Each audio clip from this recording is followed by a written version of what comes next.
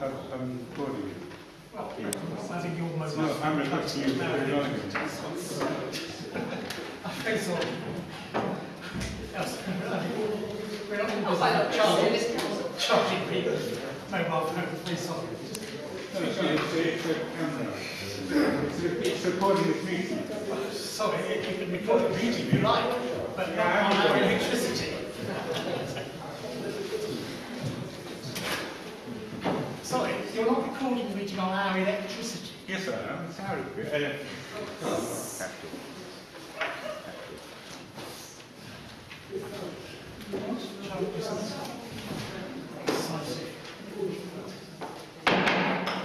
our colleagues, it's 7 o'clock, so I'm meeting. Can I have previous meetings? Agreed? Agreed. Thank you. And apologies for absence, please. Apologies for later arrival from Councillor No, apologies for absence. It's apologies for absence. Apologies for absence from Councillor Marshall, being replaced by Councillor Strongly. Right, good. Any other? No? Does any member wish to declare any personal privilege interests? Thank you. Any grouping arrangements for standing orders? No. Fine. We move on to item 4, which is public questions. I shall ask the public questioners to appear at the seat opposite me, and I shall give the answer to their question. Then they may ask a supplementary question. Chair. Is this point of order, Councillor? It is indeed. The convention over the last period has been that written questions submitted by members of the public receive a written answer, and then they are able to frame their supplementary questions around that. Why are we not doing that now? I checked standing orders before asking the officers, so I checked standing orders quite thoroughly before asking the officers to do this. Madam, sorry. Can I just lodge can I just actually say that I have no problem with this? This is a convention that the leader has established, and I think, frankly, it's... So, can I suggest, Councillor, if you have a problem with standing orders, you bring amendments to the appropriate body which is meeting for council. Right, Mr. Dix. Mr. Dix. I shall be doing that, but in the meantime, I want to object. Mr. Dix.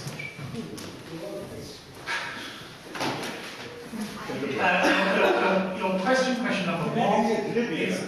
question number one is given that Cabinet approved the commencement of this review, we're talking about item 6, sport and physical activity review, exactly 1 year ago, it has cost 74,000 so far. Why has so little been achieved at such high cost? My answer is that would be one of the questions that we put to the Cabinet member later in the meeting. Do you have a supplementary?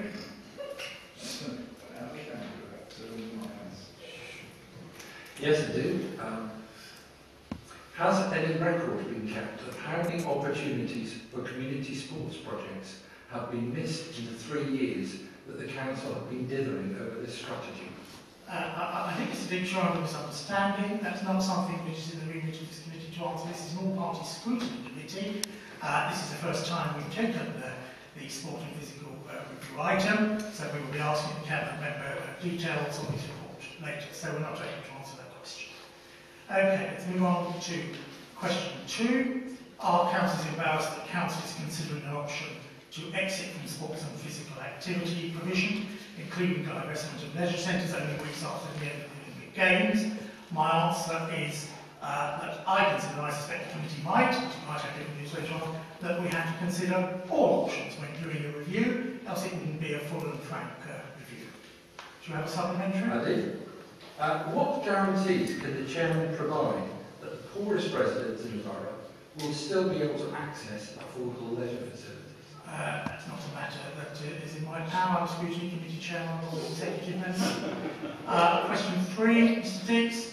Is the 898,000 budget complete study an ambitious target or an optimistic aspiration? And what step will this committee take to pin down the officers to a fixed maximum budget? To which my answer is, I think you can be reassured that this committee will take a very firm view on sticking to budgets. That is firmly within our remit, and will keep officers and executive members on to the agreed budget. Do you have a supplementary? I do.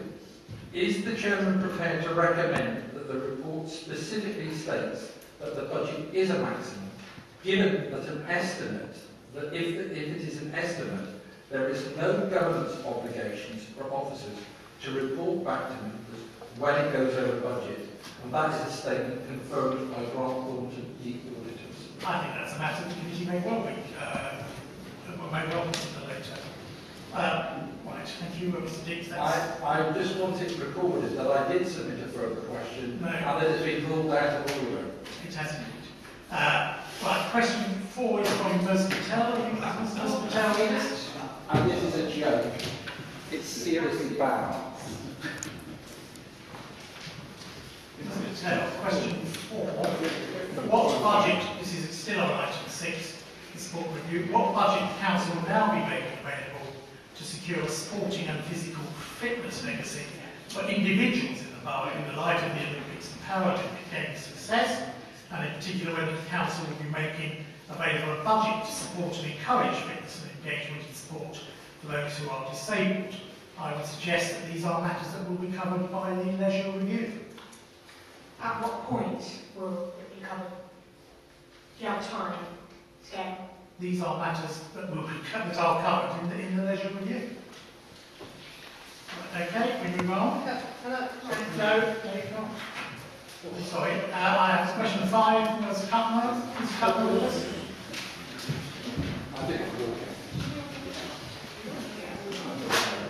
Mr. Cutler, question 5.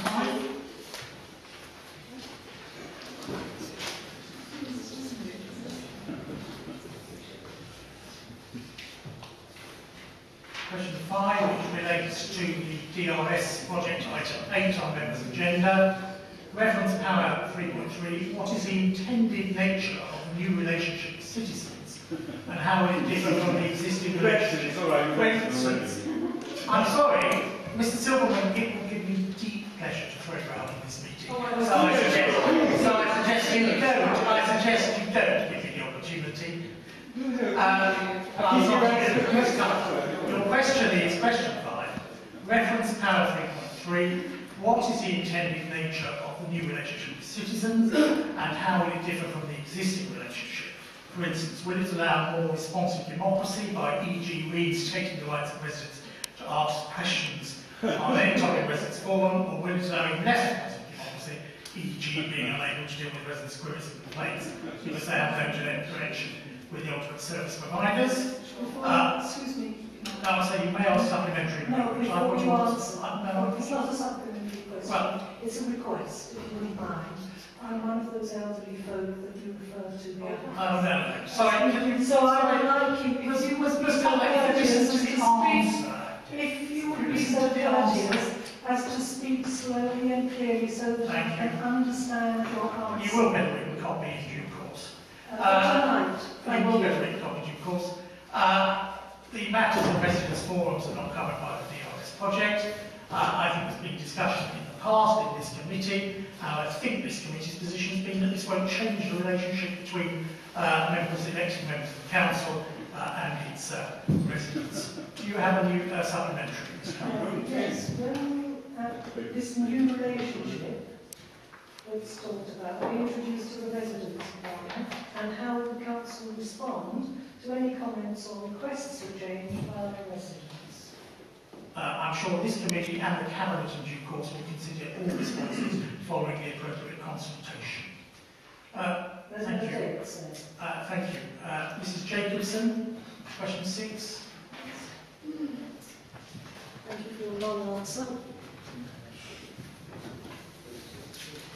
Mr. Jacobson asks also in relation to item 8, in relation to paragraph 3.4, how will Ron Barnett's aim of a relentless drive for efficiency be monitored effectively when the outsourced contracts are subcontracted, and what safeguards will exist to protect council taxpayers if the contractors at any level or remove, I don't know if this is hand this print or yours, or remove fail to deliver the efficiency and cost savings estimated.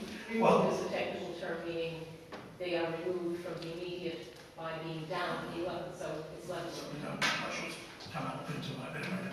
The answer to that is elected councillors will have overall control of monitoring all contracts, all services, whether they are provided by in-house staff or the private sector or under any other arrangement.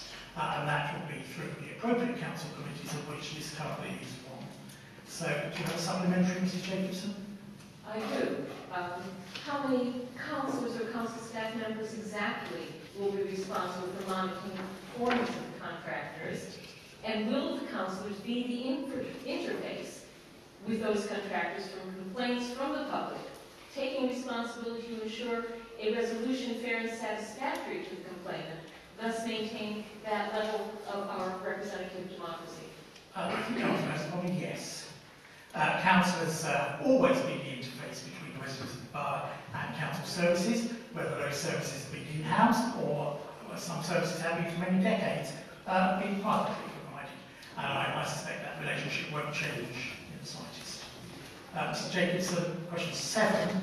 In relation to paragraph 9.1.1, will the committee confirm that any decision to form a joint venture company as a delivery vehicle for the DRS contract will be published and publicised so that it is accessible to all Barnet residents in good time before the decision is implemented, with the essential details of who will be on the board of such a company, what remuneration they receive, and how it will affect their positions as councillors, including whether it has the potential to reduce conflict of interest? I suspect the answer to that, although not in my remit, is yes. Okay. Do you have a supplementary to that? Yes, I wonder if the chair or the council or the committee can explain how in detail it has been planned to ensure that any JV entered into avoids the losses and shortcomings such as those that have plagued SW1 and significant cost to local taxpayers, particularly given that BT and Capita's annual reports laud only their own profits and dividends and do not mention any benefits to clients. This committee, amongst others, and other democratic forms of council, will do all the appropriate monitoring. Question 8, Mrs. Jacobson again. In relation to paragraph 9.1.2, will the committee confirm that any decision to utilise joint venture companies within the overall OBP will be published and publicised so that it is accessible to all Barnet residents in good time before the decision is implemented, with the essential details of the composition of these companies, their relationship to council, and how their work will be monitored and controlled? I suspect the answer is yes. Do you have a supplementary? I do. I wonder how the council will defend the use of the JV in the face of Oliver Letman's published comment that it is no longer good enough that some of our citizens should have to put up with unresponsive, underperforming, and uniform services designed and delivered by a top-down process with no regard to the nuances of local need, no flexibility to adapt to changing circumstances, or no requirement to listen to and make room for the knowledge, experience, and capacity of local people. I suspect that may be the focus of our discussion later on tonight in this meeting on the appropriate agenda item. Question 9, thank you, Mr. Jacobson. Question 9, Mr. Silverman.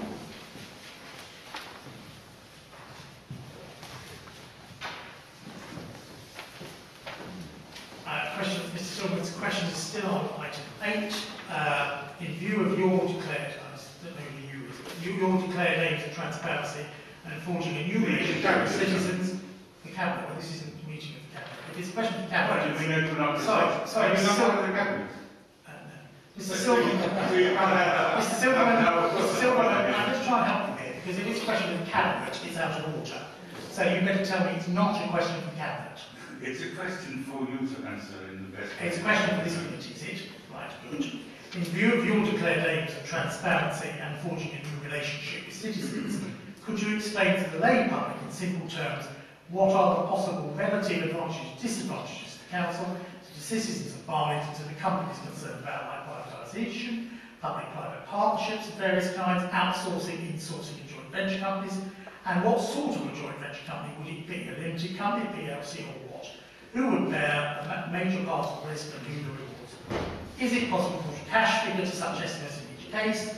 If not, will the relevant information be available to all of us before you sign, assuming the Council signs, on a behalf, so that citizens can play an informed and responsible part in the decision-making process? I suspect all these issues will be explored tonight and in future meetings of the Cabinet and Cabinet Resources Committee when decisions are to be taken on what sort of contract is signed and whether a contract is signed at all.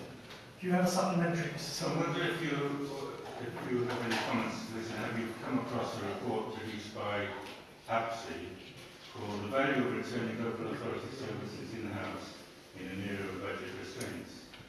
Benefits of outsourcing. Existing evidence, quantitative survey, examples of outsourcing, case studies have reviewed a number of benefits that stem from returning services in-house.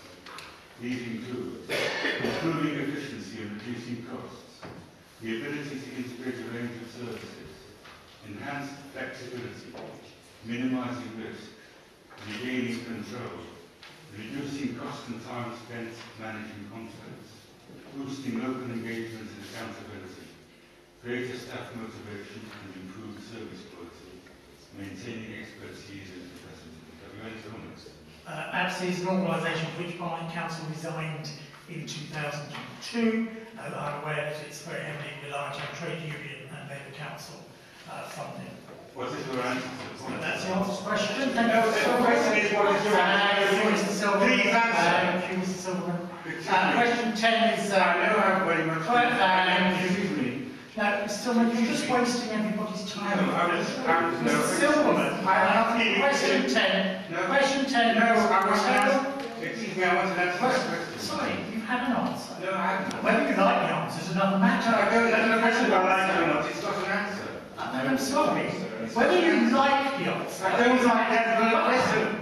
I understand you don't like the answer, but that's the answer. Yes. Thank you, Mr. Silverman. Could we have If there were no children here, it's not a question whether I like the answer or not. Will you answer what is your answer to the points being made about improving efficiency, reducing costs? These are all matters to be considered.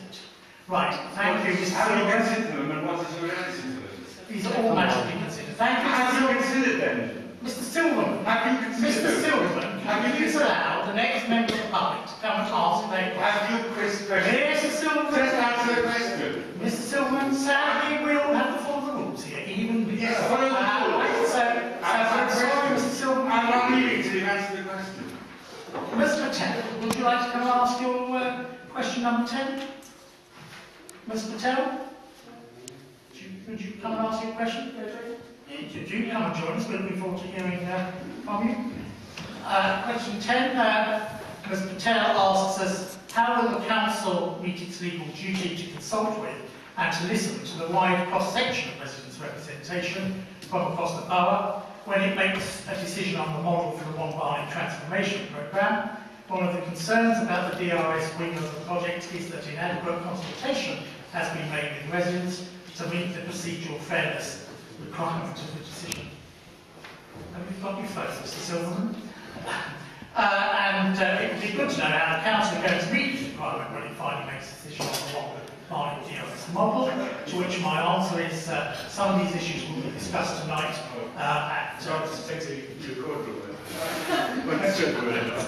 at meeting. And It's a slightly bit of a farce, isn't it? if you're going to walk out, do it dramatically. No, I'm not walking out. I've got more important things to do. Some of the issues will be discussed tonight at the meeting discussion, and I'm sure all the other issues will be taken into account by the Cabinet and the Cabinet Resources Committee in due course when they discuss the awarding or non-awarding of contracts. Mr. Patel, have you a supplementary? Yes, I do. The supplementary is that will the One Barnet decision be made during the course of having dialogue with the business or outside of that, and what will the Council be doing to ensure that dialogue with bidders does not influence the outcome of the decision as to whether it's a joint venture or a strategic partnership? I don't know the answer to that question, but I will ask the Child Security Officer to just make a note of that, and we'll ask the Leader of the Council when he deals with that, or Councillor Thomas when they deal with that later on in the meeting. Say where you are, Mr. Patel, because I think, Mr. Patel, would you say where you are? Because I think final question.